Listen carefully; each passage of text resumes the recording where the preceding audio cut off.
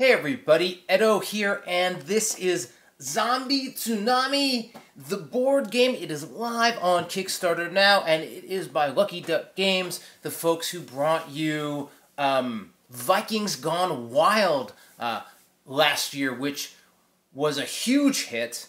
This game is cool. It's very different.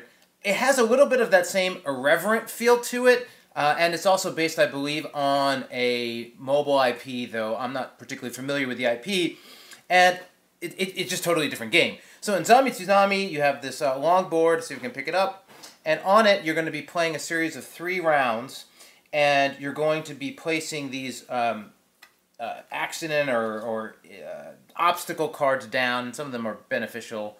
And basically, you are a horde of zombies. And these are the coolest thing. They're just like blocks, but one side of it has a face on it, and so they're like zombie dice. They're 1d6, right? There's one side with a face, dice, if you will. I guess calling them dice isn't right, but whatever. And you're building up this horde over the course of the game, and over the course of the game, you know, other than gaining things like coins to go to the market, you are going to essentially be handing 2 key types of obstacles until the very, very end. But in the main game, one is an obstacle where you have to roll to pass it. So this requires a roll, and you can see it has a 1. There's a 2, a 3, and there's an infinite. But basically, you roll your zombies, and any that come head up are killed up to that limit. So early in the game, it's like a 1, but later on, it's a much bigger number. You can lose a lot of zombies. 2, you have these push ones.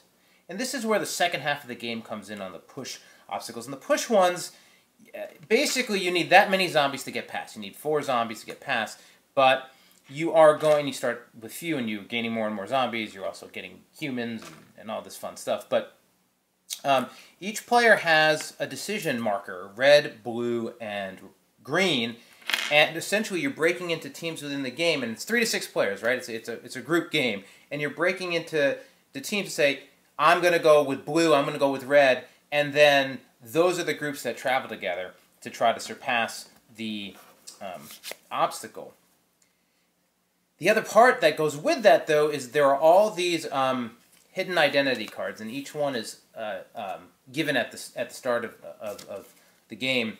And so some reward you for cooperative action, some reward you for being part of the winning group, not being part of the winning group, sabotaging the group, some traitor type cards. So it's not a huge deal. It's not like this is the center of the game, but it's this nice element of cooperation or sabotage, who's who, that goes on over the course of the round that works. This is light, fun, fast. You're rolling a bunch of zombie heads, right? That's this type of game. But it's got a nice dynamic and a nice clip to get done. It's really light. It plays quick. The differences in the complexity as you go in terms of the different vehicles. It's just a little bit of an escalation ramp, and you get to the end when you're essentially scoring out who has the most zombies at the end.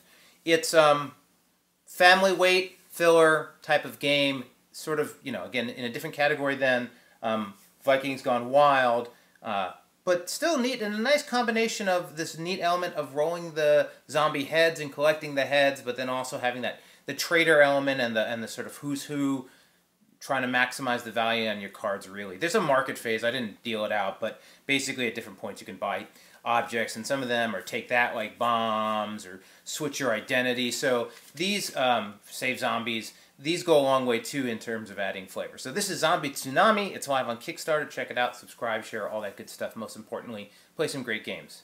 Thanks.